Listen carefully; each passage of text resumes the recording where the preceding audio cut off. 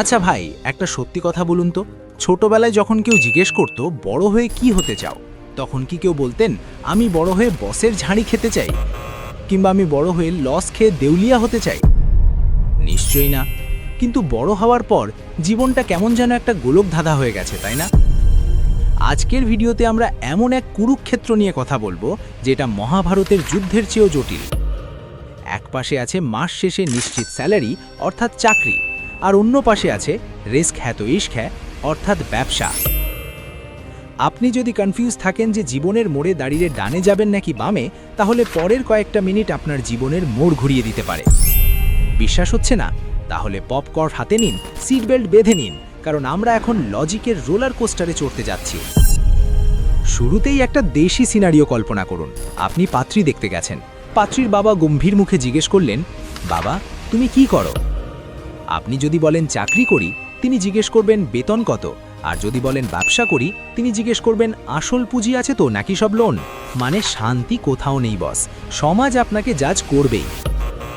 আমাদের ছোটবেলা থেকেই ব্রেনে একটা চিপ ঢুকিয়ে দেওয়া হয়, লেখাপড়া করে যেই গাড়ি ঘোড়ায় চড়ে সেই। কিন্তু আধুনিক যুগে এসে দেখা যাচ্ছে যে গাড়ি ঘোড়ায় চড়ছে তার ড্রাইভার হয়তো পিএইচডি হোল্ডার। জোকস অ্যাপার্ট, বর্তমান যুগ বা মডার্ন এরিয়াতে চাকরি এবং ব্যবসার সংজ্ঞাটাই পুরোপুরি বদলে গেছে। চলুন প্রথমে চাকরির দুনিয়া একটু উকি দিই। আমাদের সমাজে চাকরি মানেই হলো সোনার হরিণ, বিশেষ করে সেটা যদি সরকারি চাকরি হয় তাহলে তো কথাই নেই। আপনার দাম তখন শেয়ার বাজারের চেয়েও দ্রুত ওঠানামা করবে। চাকরিতে আপনার একটা নির্দিষ্ট রুটিন থাকে, সকাল 9টা থেকে 5টা। এর বাইরে আপনার কোনো টেনশন নেই। অফিসের এসি নষ্ট, বসের হেডেক, ক্লায়েন্ট পেমেন্ট দিচ্ছে না, কোম্পানির হেডেক। আপনি মাস শেষে টাকা পকেটে পুরে বাসায় গিয়ে নেটফ্লিক্স দেখবেন। Simple life. কিন্তু মুদ্রার উল্টো পিঠটা দেখেছেন কি? চাকরিতে আপনি বিক্রি করছেন আপনার জীবনের সবচেয়ে মূল্যবান সম্পদ, সময়। আপনি অন্যের স্বপ্ন পূরণ করার জন্য নিজের স্বপ্নকে ভাড়ায় খাটাচ্ছেন। বস যদি বলে এখন রাত 10টা বাজে মিটিং হবে, আপনাকে হাসি মুখে বলতে হবে, জি স্যার, আমি তো এটার জন্যই বেঁচেছিলাম। তাছাড়া আধুনিক যুগে চাকরির বাজার কিন্তু আগের মতো নেই। আর্টিফিশিয়াল ইন্টেলিজেন্স বা এআই আসার পর থেকে অনেক গতানুগতিক চাকরি হুমকির মুখে। আজ যে কাজটা আপনি করছেন, কাল হয়তো চ্যাট জিপিটি বা কোনো রোবট সেটা ফ্রিতে করে দেবে। তখন আপনার ভ্যালু কোথায় থাকলো? দর্শক বন্ধুরা, এই পর্যায়ে আপনাদের কাছে আমার একটা প্রশ্ন। আপনার কি মনে হয়, বসের বকুনি খেয়ে মাস শেষে নিশ্চিত টাকা ভালো, নাকি নিজের রিস্ক নিয়ে অনিশ্চিত ভবিষ্যতের দিকে আগানো ভালো? কমেন্ট করে জানান তো দেখি আমাদের অডিয়েন্সের মেন্টালিটি কোন দিকে বেশি। এবার আসি ব্যবসার দুনিয়ায়।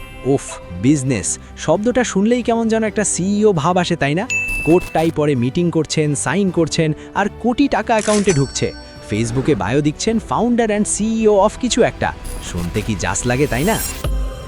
কিন্তু বাস্তবতা হলো ব্যবসার প্রথম কয়েক বছর আপনি সিইও নন। আপনি হলেন ওই কোম্পানির পিয়ন, দারোয়ান, অ্যাকাউন্টেন্ট এবং ঝাড়ুদার, সব একাই। ব্যবসার সবচেয়ে বড় মজা হলো স্বাধীনতা বা ফ্রিডম। আপনার কোনো বস নেই, আপনি যখন খুশি কাজ করবেন। কিন্তু সমস্যা হলো যখন আপনি নিজের বস, তখন আপনি নিজেকে ছুটি দিতে পারবেন না।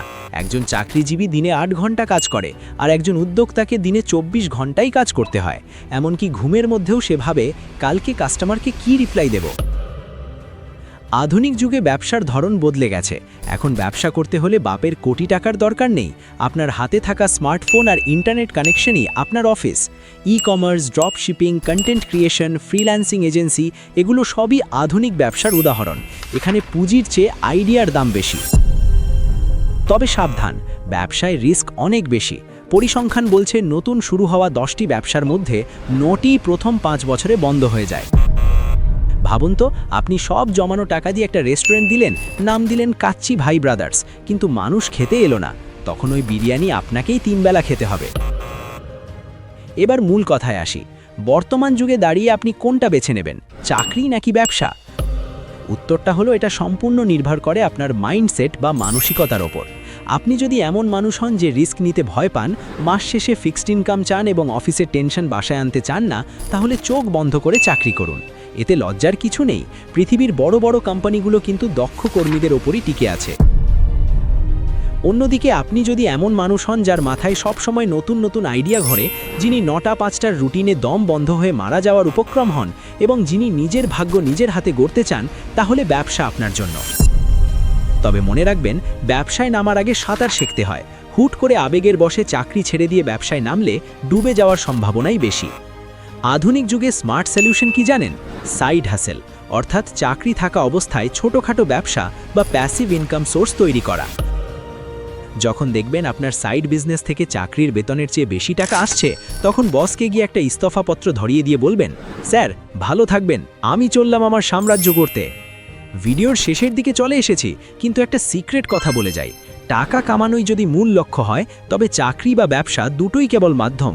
আসল খেলাটা হলো ফাইন্যান্সিয়াল লিটারেসি বা টাকার ব্যবস্থাপনা বোঝা। টাকা তো জমাবেন, কিন্তু সেটা সোনায় খাটাবেন নাকি জমিতে, এই কনফিউশন দূর করতে ওপরের আই বাটনে দেওয়া ভিডিওটা দেখে নিন। ওটা দেখলে আপনার ইনভেস্টমেন্ট গেম চেঞ্জ হয়ে যাবে। তবে আগে এই ভিডিওর শেষ কথাটা শুনে যান। তাই ডিসিশন আপনার।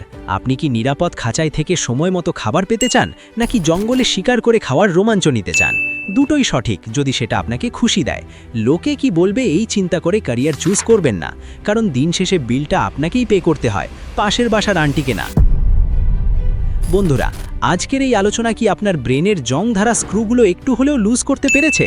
আপনি এখন কি ভাবছেন, চাকরি করবেন নাকি ব্যবসা, নাকি দুটোই একসাথে চালাবেন?